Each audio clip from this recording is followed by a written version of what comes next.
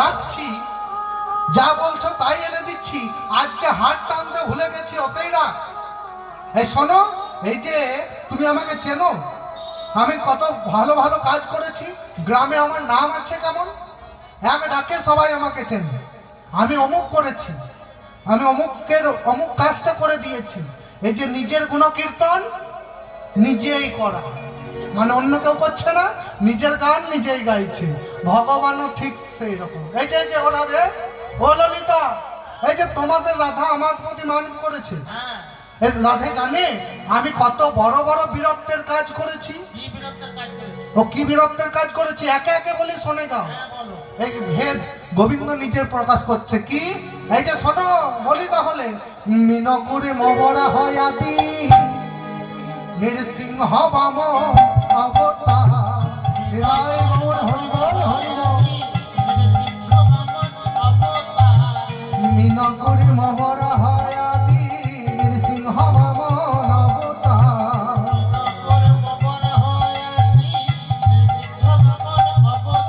আরে কোনা জানে ত্রিভুবনে তোরে কহি আরবা, কোনা জানে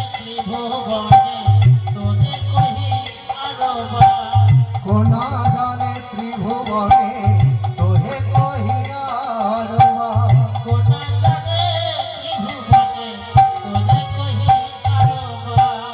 কে জানে না কে জানে না আমি বীর রূপ ধরেছিলাম, কে জানে না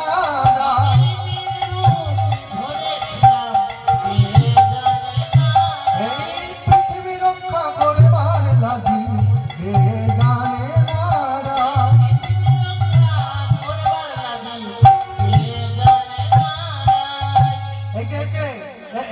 জিজ্ঞাসা করো কে জানে না। দেখো ভগবানের প্রথম অবতার কি, মিন। মিন মানে মাছ। ভগবানের প্রথম অবতার হচ্ছে মিন, মাছ। এই যে রাধে ও ললিতা, তোমাদের রাধারানী আমার প্রতি মান করেছে। শোনো, আমি প্রথমে কি করেছিলাম জানো? প্রথমে এই পৃথিবী যখন অতল তলে তলিয়ে যাচ্ছে, মানে ধর্ম পৃথিবী ধ্বংস হয়ে যাবে, ধর্ম শেষ হয়ে যাবে, পৃথিবীকে রক্ষা করবার জন্য, ধর্মকে রক্ষা করবার জন্য আমি কি করলাম? আমি মিন রূপ ধারণ করলাম, আর তুমি আমার প্রতি মান করেছো। তারপর শোনো, কুরম মূরতি ধরি, হৃদয় গৌর হরি বল, কুরম মূরতি ধরি, আমি কৃষ্ণে ধারণ করেছিলাম মূরতি ধরি।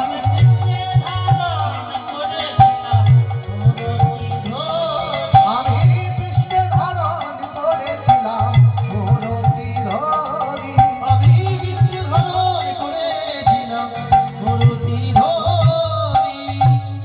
তারপর কুরম, কুরম মানে রাধে, কি গো কচ্ছপ। তারপর ওই যে দেবতারা আজ অসুরদের মধ্যে সমুদ্র মন্থন হবে, পিঠের মধ্যে পর্বতটাকে তুলে ধরলো কে গো? আমি যদি সেই দিন না থাকতাম, এই যে লক্ষ্মী কোথায় ছিল? সমুদ্রের তলে চলে গিয়েছিল। অমৃত কোথায় ছিল? সমুদ্রের তলে ছিল। দেবরাজের ইন্দ্রের যে অশ্ব হাতি কোথায় ছিল? সব নিচে ছিল।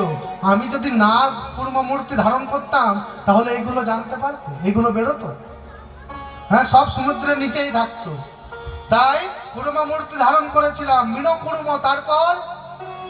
তারপর কি গো? মিনকুর্ম বরাহ, বরাহ মূরতি ধরি, হৃদয় গৌর হরি বল, মূরতি ধরি। সত্য পরিধারণ করেছিলাম মূরতি ধরি।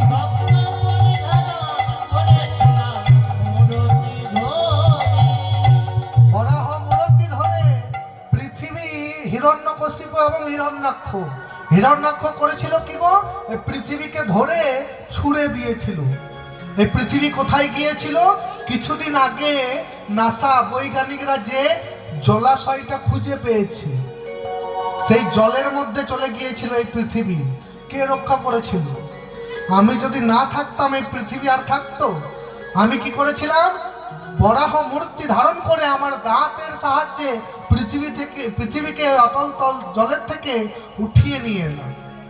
আর তুমি আমার প্রতি অভিমান করেছো। তারপর মৃণকুর্ম বরাহ আদি নৃসিংহ মূরতি ধরি, সিংহ মূরতি ধরি, হিরণ্যকশিপু বধের লাগি মূরতি ধরি।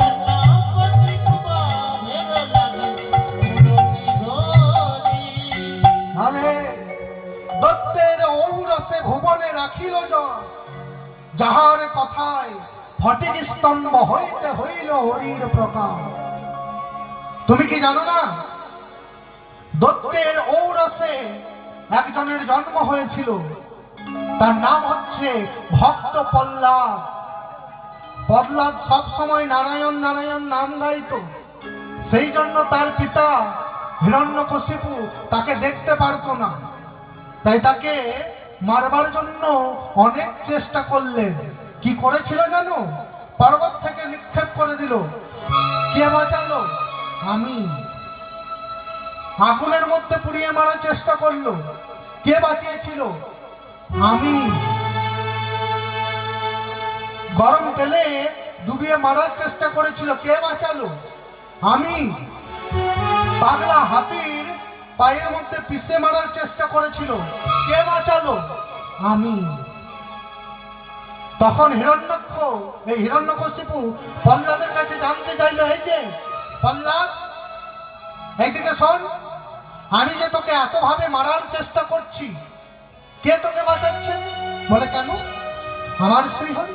আবার সেই শ্রীহরি, শ্রীহরি, শ্রীহরি। কোথায় তোর শ্রীহরি? কেন পিতা?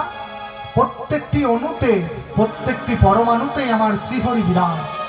আচ্ছা, তাহলে প্রত্যেকটি অণুতে পরমাণুতে যদি তোর শ্রীহরি থাকে, তাহলে ফটিক স্তম্ভে নিশ্চয়ই তোর হরি থাকবে। বলে হ্যাঁ, আমার হরি আছে। বলে আজই দেখবো তোর হরিকে। এই বলে করলো কি গো? ফটিক স্তম্ভে পদাঘাত করলো। যেই পদাঘাত করেছে, অমনি ফটিক স্তম্ভ হইতে বেরিয়ে এলো কে গো? অর্ধেকটা নর মানুষ, অর্ধেকটা সিংহ।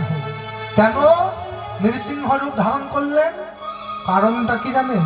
কারণ হিরণ্যকশিপুকে বর দিয়েছিলেন ব্রহ্মদেব। কি বর চেয়েছিল? তার রাতে মৃত্যু হবে না, তার দিনে মৃত্যু হবে না, তার ঘরের ভেতরে মৃত্যু হবে না, ঘরের বাইরে মৃত্যু হবে না। কোনো অসুর তাকে বধ করতে পারবে না, কোনো দেবতা তাকে বধ করতে পারবে না, কোনো প্রাণী তাকে বধ করতে পারবে না, কোনো পাখি তাকে বধ করতে পারবে না। না দিনে মৃত্যু হবে, না রাতে মৃত্যু হবে। কোনো অস্ত্রের দ্বারাই মৃত্যু হবে না, কোনো শস্ত্রের দ্বারাই মৃত্যু হবে না। জলে ডুবে সে মরবে না, আগুনে পুড়েও মরবে না। মানে এক কথায় প্রকারান্তে তিনি ছিলেন অমর। তাই সেই ভক্ত প্রহ্লাদের কথায় ফটিক স্তম্ভ হইতে হলো কি? আমি বেরিয়ে এলাম। অর্ধেকটা নর, অর্ধেকটা সিংহ। আমি তাকে দিনে মারলাম না, আমি তাকে রাত্রে মারলাম না। আমি তাকে বধ করলাম কখন জানো? গৌধূলি ধূসর বেলা, অর্থাৎ সন্ধ্যা বেলা। আমি তাকে ঘরের ভেতরে মারলাম না, ঘরের বাইরে মারলাম না। আমি মারলাম তাকে কোথায়? বধ করলাম ছাঁচ কোলে। ওই জন্য বলে না, ছাঁচ কোলে বসে খেতে নেই। আমি তাকে পৃথিবীর বাইরে মারলাম। পৃথিবীর বাইরে কেন বললেন? হোমা, এই যে দেখুন, যেদিন এইখানে বসে খেতে নেই, কারণটা হচ্ছে এইখানটা হচ্ছে পৃথিবীর বাপ। যেদিন এইখান থেকে বেরিয়ে চলে যাবে, সেই দিন আর ঢুকবে না। কোন দিন? যেদিন আমরা মারা যাব। যেদিন মারা যাব, একবার যদি ঘর থেকে বেরিয়ে যায়, আর কিন্তু কেউ ঘরে ঢোকাবে না। কি বাবা, ঢোকাবে? ঢোকাবে না। তাহলে আমি তাকে পৃথিবীর বাইরে মারলাম। কোনো অস্ত্রের দ্বারাই বধ করলাম না, কোনো শস্ত্রের দ্বারাই নয়। আমার নখ দিয়ে তার বক্ষ খণ্ডন করে আমি তাকে বধ করলাম। আর আমি সেই দিন তার নারী ভুঁড়িগুলো ছিঁড়ে ছিঁড়ে খাচ্ছিলাম। ভক্ত প্রহ্লাদ বললে কি প্রভু